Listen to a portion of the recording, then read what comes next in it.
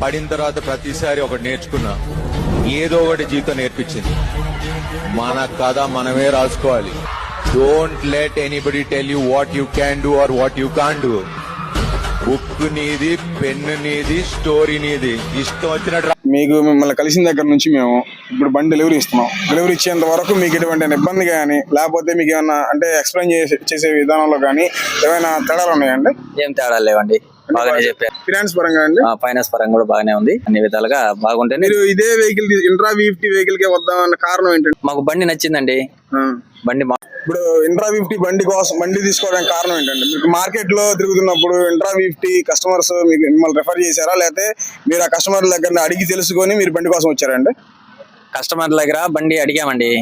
అడిగి 4 బండ్లు చూసి బండి బాగుందంటే, మాకు టన్నేజ్ పరంగానే బండి బాగుంది, మోడల్ బాగుంది, దాని సర్వీస్ బాగా ఇస్తుంది కాబట్టి దానికోసం వచ్చాము, తీసుకున్నామండి. ఇప్పుడు మీకు లోపల చెప్పాం కదండి, మా జీరో మెయింటెనెన్స్, ప్రతి 20,000కి ఒకసారి సర్వీస్ అని చెప్పాం. దాని గురించి మీ అభిప్రాయం? అంత ముందు 10,000 సర్వీస్ కదా, 20,000 సర్వీస్. దానివల్ల మీకు మెయింటెనెన్స్ చాలా తగ్గిపోతుంది. దానికి మీరు హ్యాపీగా ఉన్నారండి? పర్వాలేదండి, బాగానే ఎక్స్ప్లెయిన్ చేశారు. 20,000 కంటే మనకు దాదాపు మాక్సిమం మనకు కలిసిబాటు వస్తుంది, పర్వాలేదు. Thank you sir.